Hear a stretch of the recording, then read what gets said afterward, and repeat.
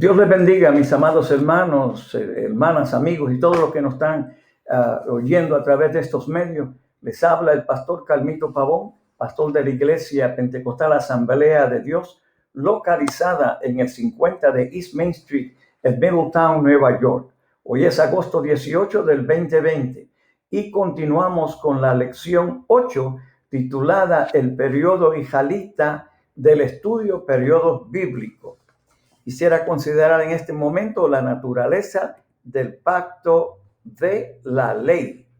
El pacto con Moisés, que hemos señalado más arriba, fue llamado ley, pero en ningún sentido fue un pacto de obras en el sentido de Romanos 11:6. Nunca ha sido verdad que la salvación sea por las obras de la ley. Romanos 3:20. Gálatas 3:11, Hebreo 11:6, 33. Por la parte divina del pacto fueron hechos santos por la purificación que produce su sangre y por la comunicación de su justicia. Teniendo así su vida dentro de ellos, se les dieron los mandamientos para que caminaran por ellos. La ley fue el camino de vida y no el camino a la vida. Era la manera como debes de vivir este especial tesoro, reino de sacerdotes y gente santa. Como tal, era una delicia para aquellos cuyos corazones habían sido tocados por Dios. 1 Samuel 10:26, Salmos 1:2. Amén. 119:32, 97, 103 y como siguientes. El pacto idénico como pacto de obras y dado sin el Redentor como base fue roto y hecho nulo por la sola infracción de un detalle de la obligación del hombre. El pacto con Moisés fue roto innumerables veces, prácticamente en todos sus aspectos por parte del hombre. Sin embargo, Dios siguió fiel por su parte, probando que el pacto era de gracia y no por obras, y que estaba basado en los méritos del Redentor. Véase Éxodo 34, 6-7, Mateo 9:13, 23. Se derramó sangre en la dedicación de este pacto, Éxodo 24, 5-8, señalando que su fundamento es la gracia y mostrándonos el sacrificio del Cordero de Dios, Juan 1:29. En el lado divino de este pacto fue cumplido antes que el hombre cumpliera con el suyo. El conservar la promesa que había recibido dependía de su obediencia a la ley, Gálatas 5:25. La palabra redentor se usó muchas veces en los días de la ley, Salmo 19:14, 78:35, Isaías 41:14, 59:20, Jeremías 20:34. Amén. 50:34, como dije, mostrando su dependencia de su sangre redentora. El Nuevo Testamento nos dice que hubo misericordia y fe en el antiguo pacto. Mateo 9:13, 23:23, Oseas 6:6, Habacuc 2:14. Vamos en este momento a mirar cómo fue aceptado y cómo fue pervertido. Es cierto que algunos aceptaron la ley como un medio de alcanzar su propia salvación, porque los sentidos de ellos se embotaron, según de Corintios 3:14. Generaciones posteriores, especialmente, llegaron a considerar la ley como un código legalista para todos los cuales, por cierto, la ley llegó a ser un misterio de condenación y de muerte, según de Corintios 3:7, 9:14.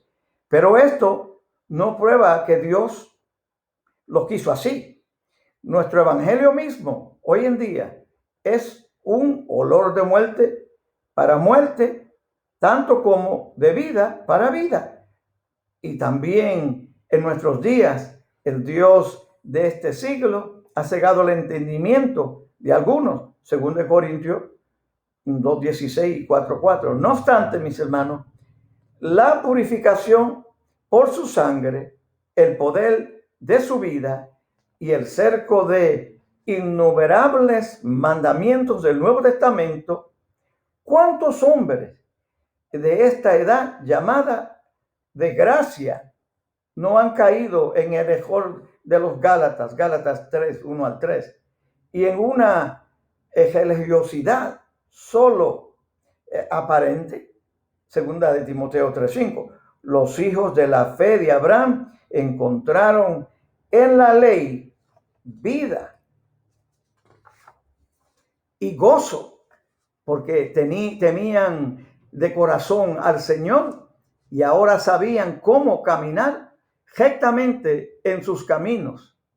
Para los que no entendieron el pensamiento divino contenido en el pacto con Moisés y encontraron solo las leyes de una religión legalista, de justicia propia, Dios dijo: harto estoy de los holocaustos de carneros, el perfume me es abominación, luna nueva y sábado, el convocar asamblea, no las puedo sufrir. Isaías 1, del 11 al 15, el Salmo 46, Oseas 6:6, Mateo 23:23.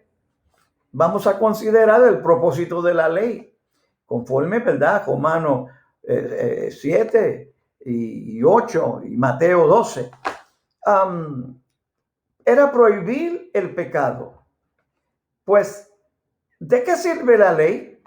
Fue puesta por causa de las rebeliones. Gálatas 3:19. El pacto hecho con Abraham determinaba por la circuncisión, su simiente heredaría la promesa, pero abundaba la transgresión en medio de su simiente. De ahí que fuera necesario que la ley fuera añadida al pacto de Abraham para eliminar esta transgresión. En consecuencia, el pacto con Moisés reforzó el hecho con Abraham a prohibir el pecado. El propósito traer el conocimiento del pecado está envuelto aquí. Al prohibir el pecado, la ley mostró lo que era el pecado, porque por la ley es el conocimiento del pecado. Romanos 3:20. El pecado estaba en el mundo antes que la ley. Romanos 5:13. Pero donde no hay ley, tampoco hay transgresión. Romanos 4:15. Mas venido el mandamiento, dice, el pecado revivió y yo morí. Romanos 7:9. La ley vino para que el pecado se hiciese sobremanera pecante por el mandamiento. Romanos 7:13. Para que todos los hombres pudiesen ver la necesidad que tiene de un salvador del pecado. Gálatas 3:22. También tenía propósito guardarlos para Cristo. Además, por la ley estaban guardados para aquella fe que había de ser descubierta. Su poder capacitaba para andar santamente, pero separación de este poder les dejaba en conflicto con la ley y los castigos consiguientes que proveía. La ley los sujetaba rígidamente a Cristo. Era un maestro, un ayo, un pedagogo que acarreaba a los niños rebeldes a la escuela, que les traía a Cristo para que fueran justificados por la fe. Una vez en poder de Cristo, la santidad fluía con naturalidad y ya el maestro no era necesario. puesto que la ley era solamente una ayuda para el pacto con Abraham y una manera de sujetar a la infiel nación israelita al Cristo invisible cuando Él vino, siendo Él la promesa del pacto y convirtiéndose en su Cristo visible, no hubo necesidad ya más de la ley del pacto de Moisés. Fue puesta hasta que viniese la simiente. Y como dice Gálatas, ¿verdad? Mas venida la fe, ya no estamos bajo el ayo. Gálatas 3:19 y 25. Que la ley llenó sus propósitos y completó su misión trayendo a los hombres a Cristo y sujetando a la nación hasta que Cristo viniera, siendo después de esto inoperante y necesaria, lo establecen los siguientes pasajes de las Escrituras en 2 Corintios 3, 7, 11, 13, Romanos 6, 14, 7, 4, 10, 4 y como siguiente todos estos versos, mis amados. Nos preguntamos entonces, ¿qué aconteció con la ley cuando vino Cristo?